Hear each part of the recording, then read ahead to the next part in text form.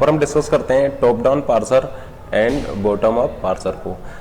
तो जैसा कि हम आपको बता चुके हैं कि ये टॉप डाउन पार्सर में मान लीजिए हम LL1 पार्सर लेते हैं, ठीक है ना, और बॉटम अप पार्सर में मान लीजिए हम LR1 पार्सर लेते हैं, ठीक है ना। तो यहाँ पर अगर आपकी ग्रामर में लेफ्ट रिकर्शन या लेफ्ट फैक्टरिंग या एम्बिग्यूटी है तो वो आपका LL1 नहीं होगी, और अगर आपकी ग्रामर एम्बिगस है तो वो आपका LR1 नहीं होगी। तो हम ऐसा बोल सकते हैं कि any ambiguous grammar can never be LLK और LRK फॉर एनी के। यहाँ पर हम आपको ऑलरेडी बता चुके हैं कि इस फर्स्ट एल का क्या मतलब है। फर्स्ट एल का मतलब है कि आप इनपुट को स्कैन कर रहे हैं from left to right. Second L का मतलब है कि हम यहाँ पर लेफ्ट मोस्ट डेरिवेशन यूज कर रहे हैं, और इस वन का मतलब है कि यहाँ पर हमारा लुक अहेड सिंबल 1 है, ठीक है ना। हम 1 सिंबल को लेकर के करेक्ट प्रोडक्शन को यहाँ पर प्रेडिक्ट करेंगे, ठीक है ना। तो हम यहाँ पर ऐसा बोल सकते हैं कि अगर मान लीजिए आप एक ग्रामर को LL1 के लिए चेक कर रहे हैं, या मान लीजिए आप ग्रामर के लिए टॉप डाउन पार्सर डिजाइन कर रहे हैं, तो अगर वो ग्रामर लेफ्ट रिकर्सिव है तो वो आपका LL1 नहीं होगी, ठीक है ना। तो any left recursive grammar can never be LL1। या हम ऐसा बोल सकते हैं कि any left factoring grammar can never be LL1, या फिर हम ऐसा बोल सकते हैं कि any ambiguous grammar can never be LL1, ठीक है ना। तो अगर आपकी ग्रामर एम्बिगस है तो वो LL1 नहीं होगी। अगर आपकी ग्रामर में लेफ्ट रिकर्शन है तो वो LL1 नहीं होगी। अगर आपकी ग्रामर में लेफ्ट फैक्टरिंग है तो वो LL1 नहीं होगी, ठीक है ना। और LL1 क्या है? LL1 आपका एक टॉप डाउन पार्सर है, ठीक है ना। इसका मतलब हम ऐसा बोल सकते हैं कि अगर आप किसी ग्रामर के लिए LL1 पार्सर बनाने जा रहे हैं, किसी ग्रामर के लिए आप LL1 पार्सर बनाने जा रहे हैं, तो वो ग्रामर आपका, उस ग्रामर में आपका लेफ्ट रिकर्शन नहीं होना चाहिए, लेफ्ट फैक्टरिंग नहीं होनी चाहिए, और एम्बिगस वो नहीं होना चाहिए। उसके बाद भी कोई जरूरी नहीं है कि आप उसके लिए LL1 पार्सर बना पाए, ठीक है ना। तो हम ऐसे बोल सकते हैं कि अगर एक ग्रामर में लेफ्ट रिकर्शन है तो वो LL1 नहीं होगी। अगर एक ग्रामर में लेफ्ट फैक्टरिंग है तो वो LL1 नहीं होगी। अगर वो ग्रामर एम्बिगस है तो वो LL1 नहीं होगी। लेकिन मान लीजिए कि एक ग्रामर आप ले रहे हैं जिसमें लेफ्ट रिकर्शन भी नहीं है, लेफ्ट फैक्टरिंग भी नहीं है, और वो एम्बिगस भी नहीं है, ठीक है ना। इसका मतलब एक लेफ्ट रिकर्शन नहीं है, लेफ्ट फैक्टरिंग नहीं है, और वो अनएम्बिगस ग्रामर है, तो फिर भी जरूरी नहीं है कि आप उसके लिए LL1 पार्सर डिजाइन कर पाए, ठीक है ना। इसका मतलब हम ऐसा बोल सकते हैं कि लेफ्ट रिकर्शन भी नहीं है, लेफ्ट फैक्टरिंग भी नहीं है, और वो आपका एम्बिगस भी नहीं है, फिर भी जरूरी नहीं है कि वो ग्रामर आपका LL1 हो, ठीक है ना। अब LR1 जो पार्सर होता है, या आप बोल सकते हैं कि LR1 पार्सर LR1 ग्रामर पर काम करता है। इसी तरीके से जो LL1 पार्सर जो है वो वर्क करता है LL1 ग्रामर पे। तो LL1 पार्सर LL1 ग्रामर पर वर्क करता है, और LR1 पार्सर LR1 ग्रामर पर वर्क करता है। तो इसको हम बोलते हैं बॉटम अप पार्सर, ठीक है ना। तो बॉटम अप पार्सर आपका हो जाएगा आपका LR1, ठीक है ना। तो यहाँ पर हम ऐसा बोल सकते हैं कि अगर आपकी ग्रामर में एम्बिग्यूटी है तो वो LR1 नहीं होगी, ठीक है ना। इसका मतलब अगर आपकी ग्रामर एम्बिगस है तो वो LR1 नहीं होगी। ऐसा हो सकता है कि आपकी ग्रामर में लेफ्ट रिकर्शन है और वो ग्रामर LR1 हो। ऐसा भी हो सकता है कि आपकी ग्रामर में लेफ्ट फैक्टरिंग हो और वो आपका LR1 हो। इसका मतलब LL1 कब नहीं होगी? जब आपकी ग्रामर में मान लीजिए लेफ्ट रिकर्शन हो, लेफ्ट फैक्टरिंग हो, या एम्बिग्यूटी हो, ठीक है ना। तो LL1 कब नहीं होगी? LL1 कब नहीं होगी आपकी ग्रामर? जब उसमें लेफ्ट रिकर्शन हो, लेफ्ट फैक्टरिंग हो, या एम्बिग्यूटी हो। आपकी ग्रामर LR1 कब नहीं होगी? आपकी ग्रामर LR1 तब नहीं होगी जब उसमें एम्बिग्यूटी होगी। तो हम ऐसा बोल सकते हैं कि एक लेफ्ट रिकर्सिव LR1 ग्रामर, एक left recursive LR1 grammar LL1 नहीं होगी। या हम ऐसा बोल सकते हैं कि एक लेफ्ट फैक्टरिंग LR1 ग्रामर, यानी एक ऐसी LR1 ग्रामर जिसमें कि लेफ्ट फैक्टरिंग है, वो LL1 नहीं होगी। तो हम ऐसा बोल सकते हैं कि LL1 जो होगा वो प्रॉपर सबसेट होगा LR1 का, ठीक है ना। क्योंकि जो LL1 पार्सर होता है वो LL1 ग्रामर पर वर्क करता है, और जो आपका LR1 पार्सर होता है वो LR1 ग्रामर पर वर्क करता है।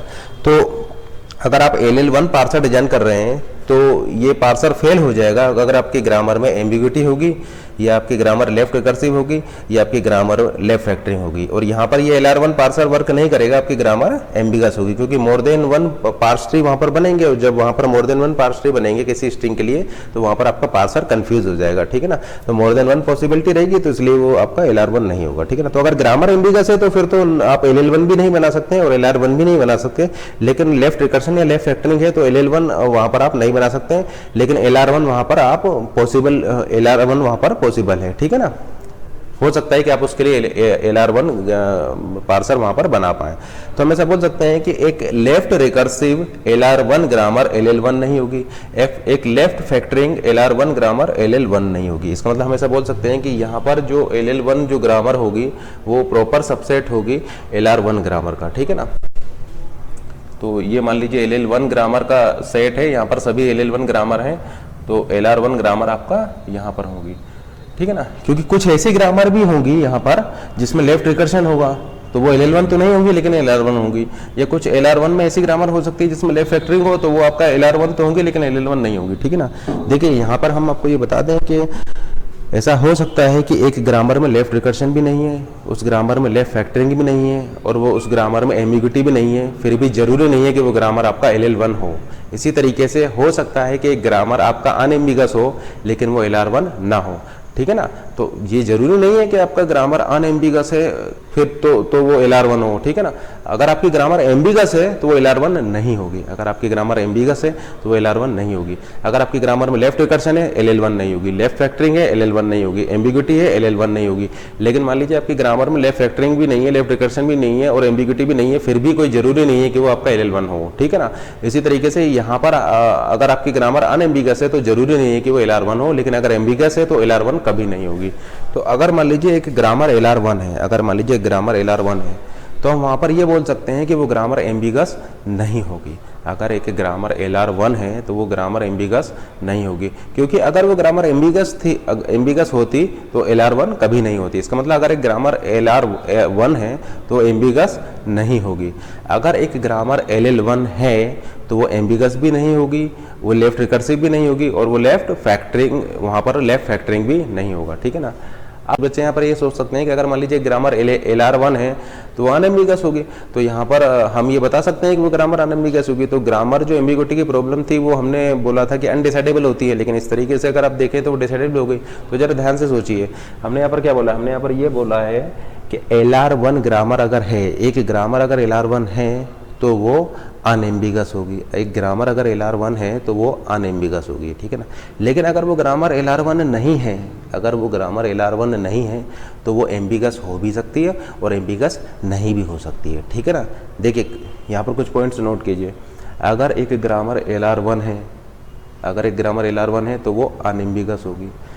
अगर ग्रामर एम्बिगस है तो वो LR1 नहीं होगी, और अगर एक ग्रामर LR1 नहीं है तो वो एम्बिगस हो भी सकती है और एम्बिगस नहीं भी हो सकती है, और एक अनएम्बिगस ग्रामर LR1 हो भी सकती है और नहीं भी हो सकती है। इसका मतलब ऐसा हो सकता है कि एक ग्रामर आपका अनएम्बिगस हो और वो LR1 ना हो, ठीक है ना। तो आप जैसे कि यहाँ पर देख पा रहे हैं कि अगर एक ग्रामर LR1 नहीं है तो जरूरी नहीं है कि उसके LR1 नहीं होने का रीजन एम्बिग्यूटी हो, क्योंकि अनएम्बिगस ग्रामर भी कुछ ऐसे अनएम्बिगस ग्रामर भी है जो LR1 नहीं होगी। इसका मतलब वो ग्रामर एम्बिग्यूटी वाली प्रॉब्लम हम यहाँ पर इस LR1 से चेक करके नहीं बता सकते, ठीक है ना। क्योंकि देखिए अगर आपकी ग्रामर अनएम्बिगस है तो वो LR1 हो भी सकती है और नहीं भी हो सकती है, लेकिन अगर आपकी ग्रामर एम्बिगस है तो वो LR1 नहीं होगी, और अगर आपकी ग्रामर LR1 है तो वो आपका अनएम्बिगस होगी, ठीक है ना। तो एक ग्रामर अगर LR1 है तो एम्बिगस नहीं होगी, या आप बोल सकते हैं अनएम्बिगस होगी। लेकिन एक अनएम्बिगस ग्रामर जरूरी नहीं है कि LR1 हो, वो LR1 हो भी सकती है और नहीं भी हो सकती है। कि अगर एक ग्रामर LL1 है, अगर एक ग्रामर LL1 है तो हम क्या क्लेम कर सकते हैं, हम ये क्लेम कर सकते हैं कि वो उसमें लेफ्ट रिकर्शन भी नहीं होगा, लेफ्ट फैक्टरिंग भी नहीं होगा और एम्बिग्यूटी भी नहीं होगी। इसका मतलब अगर एक ग्रामर LL1 है तो लेफ्ट रिकर्शन भी नहीं होगा, लेफ्ट फैक्टरिंग भी नहीं होगा और एम्बिग्यूटी भी नहीं होगी, ठीक है ना। और अगर एक ग्रामर में लेफ्ट रिकर्शन है तो LL1 नहीं होगी, लेफ्ट फैक्टरिंग है तो LL1 नहीं होगी, और एम्बिग्यूटी है तो LL1 नहीं होगी। तो हम ऐसा बोल सकते हैं कि LL1 जो होगा वो सबसेट हो जाएगा, प्रॉपर सबसेट हो जाएगा LR1 का। तो हम ऐसा बोल सकते हैं कि जो टॉप डाउन पार्सर जो होता है वो लेस पावरफुल होता है as compare to bottom up parser. या हम ऐसा बोल सकते हैं bottom up parser is more powerful than top down parser, या top down parser is less powerful than bottom up parser, ठीक है ना। तो टॉप डाउन पार्सर की जो पावर होती है वो कम होती है और बॉटम अप पार्सर की पावर ज्यादा होती है, क्योंकि बॉटम अप पार्सर आपका ज्यादा ग्रामर को एक्सेप्ट करता है। यहाँ पर पावर से मेरा क्या मतलब है, पावर से मेरा मतलब है कि वो कितनी ग्रामर को एक्सेप्ट करता है। जैसे कि आप यहाँ पर देख रहे हैं ये वो ग्रामर है जो आपका टॉप डाउन पार्सर एक्सेप्ट करता है, और ये वो ग्रामर है जो बॉटम अप पार्सर एक्सेप्ट करता है। तो बॉटम अप पार्सर आपकी ज्यादा ग्रामर को एक्सेप्ट करता है तो इसलिए इसकी पावर ज्यादा होती है, और टॉप डाउन पार्सर कम ग्रामर को एक्सेप्ट करता है तो इसलिए इसकी पावर कम होती है। तो हम ऐसा बोल सकते हैं कि top down parser is less powerful than bottom up parser, या bottom up parser is more powerful than top down parser, ठीक है ना। ऐसा क्यों होता है? इसलिए होता है क्योंकि ये पार्सर फेल हो जाएगा अगर आपकी ग्रामर में लेफ्ट रिकर्शन होगा, लेफ्ट फैक्टरिंग हो गया या एम्बिग्यूटी होगी, और ये केवल फेल होता है अगर आपकी ग्रामर में, और ये फेल होगा अगर आपकी ग्रामर में एम्बिग्यूटी होगा। तो इसका मतलब अगर आप एक लेफ्ट रिकर्सिव एलआर ग्रामर ले रहे हैं तो LL1 नहीं होगी, या अगर आप लेफ्ट फैक्टरिंग एलआर ग्रामर ले रहे हैं तो LL1 नहीं होगी। तो हम यहाँ पर ये भी बोल सकते हैं LL1 implies LR1। इसका मतलब अगर आपने किसी ग्रामर के लिए LL1 पार्सर बना दिया तो उस ग्रामर के लिए आप LR1 पार्सर भी बना सकते हैं, ठीक है ना। या इसका निगेशन ले ले तो हमें ये मिल जाएगा कि LR1 negation implies LL1 negation. इसका मतलब अगर आप किसी ग्रामर के लिए LR1 पार्सर नहीं बना पा रहे हैं तो आप उस ग्रामर के लिए LL1 पार्सर भी नहीं बना सकते, ठीक है ना। अगर आप किसी ग्रामर के लिए LL1 पार्सर बना सकते हैं तो आप उस ग्रामर के लिए LR1 पार्सर भी बना सकते हैं, और अगर आप किसी ग्रामर के लिए LR1 पार्सर नहीं बना पा रहे हैं तो आप उस ग्रामर के लिए LL1 पार्सर भी नहीं बना सकते। या फिर हम ऐसा बोल सकते हैं कि अगर आपने किसी ग्रामर के लिए टॉप डाउन पार्सर बना दिया तो आप उस ग्रामर के लिए बॉटम अप पार्सर भी बना सकते हैं, और अगर किसी ग्रामर के लिए आप बॉटम अप पार्सर नहीं बना पा रहे हैं तो आप उस ग्रामर के लिए टॉप डाउन पार्सर भी नहीं बना सकते। तो ये हमने 1 के लिए लिया है, आप इसको K के लिए भी ले सकते हैं, यानी हम ऐसा बोल सकते हैं कि LL2 is a proper subset of LR2, ठीक है ना। या फिर हम ऐसा बोल सकते हैं LLK is a proper subset of LRK, ठीक है ना। तो ये मान लीजिए अगर आपका LL2 है तो ये आपका LR2 हो जाएगी,